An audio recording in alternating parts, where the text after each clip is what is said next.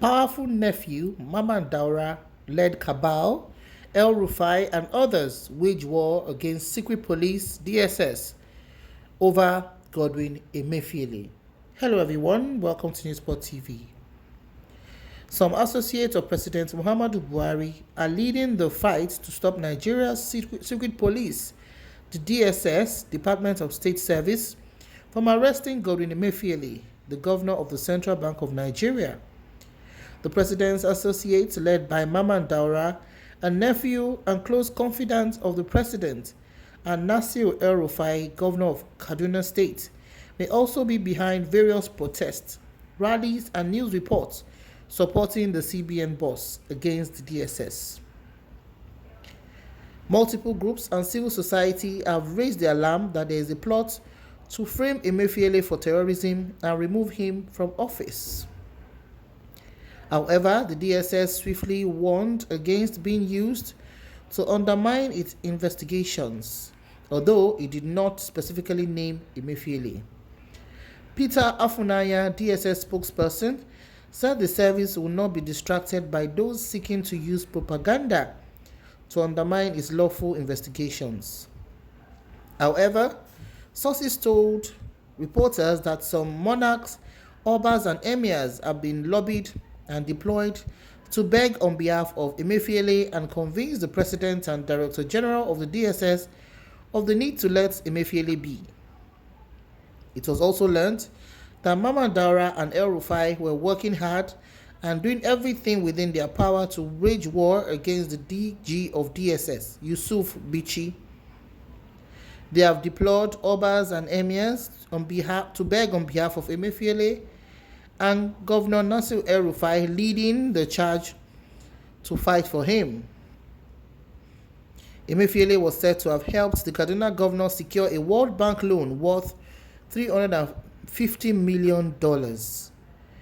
Emefiele helped Governor El Rufai to secure $350 million World Bank loan, out of which the governor made for himself 17 naira per dollar after the cash was sold to Aliko Dangote. Emefiele has serious stakes in 12 banks. He needs to explain how he got money to be a major stakeholder in 12 banks. He has stakes in Tita, Globus, Providence, Union Bank, big interest in First Bank, and others, a source said. Mamman Daura is still working hard for him not to be arrested. He is still waging war against the Director General of the DSS and other top officials. A source said that Emefiele was not yet back in the country, as reported by some online newspapers. The CBN governor has been away from the country for several weeks following the investigation of several allegations against him, including corruption. The DSS has said preliminary investigations revealed various acts of terrorism financing, fraudulent activity perpetrated by Emefiele, and his involvement in economic crimes of national security dimension. But a federal high court in Maitama, Federal Capital Territory, Abuja, recently issued an order restraining the DSS from arresting, detaining, or questioning Emefiele. There were reports online that the Apex Bank boss was back in Nigeria, but a source told a newspaper that he is still abroad. The source noted that the secret police is on alert and would arrest Emefiele regardless of his antics and the recent court ruling. Emefiele was part of President Muhammadu Buhari's entourage to the U.S. Africa Leaders Summit in Washington, D.C. between December 13 and 15, 2022. While Buhari returned to Abuja a day after the summit, the CBN governor deliberately decided to delay his return to Nigeria.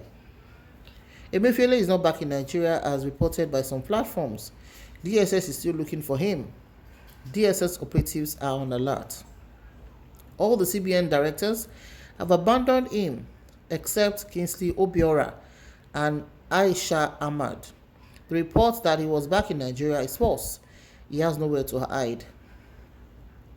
Obiora is the deputy governor in charge of economic policy at the CBN, while Aisha Ahmed was appointed deputy governor on March 23, 2018. Prior to her appointment at the CBN, Aisha was Executive Director, Retail Banking at Diamond Bank PLC. In December 2022, President Muhammadu Buhari asked the Senate to confirm the nomination of Aishat for reappointment as Deputy Governor of the CBN, along with Edward Adamu. It was reported how the CBN boss perfected plans to cover up his corruption records in the last 8 years. Emefiele, who has been governor since 2014, is the first person to serve 2 terms at the head of Nigeria's Apex Bank in nearly 20 years. He was first appointed by then-President Goodluck Jonathan in June 2014 after Sarah Alade served out the term of the suspended Lamido Sanusi. Multiple sources said of how Emefiele secretly sent the names of Aisha and Adamu, Deputy Governor, Corporate Services Directorate, to President Buhari for renewal. The move by Emefiele to nominate his stooges for reappointment was part of his plan to cover his corruption record in the bank. So this is what is coming from the embattled governor of CBN, the apex bank in the country. And honestly, this is what we call high-profile incidents, when the governor of a central bank of Nigeria becomes embattled and charged with huge allegation of fraudulent practice in high places and also terrorism finances. That is a big one. And no matter how he knows how to run, maybe he's in UK today, he's in America today, though some quarters claim that he's trying to seek asylum in the UK, the truth of the matter is he should deem it fit to be able to explain his own side of the story. Anybody anywhere can bring up any allegations against any individual. However, it is always befitting, because anything that has to do with terrorism and being the head of that kind of bank in Nigeria does not go well.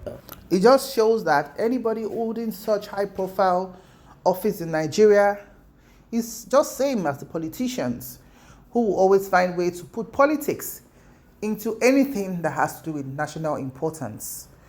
What's your opinion on this? Please drop your comments in the comment section below. Thank you very much for watching. Remember to like, share, and subscribe to our channel. See you in the next video. God bless Nigeria. Bye for now.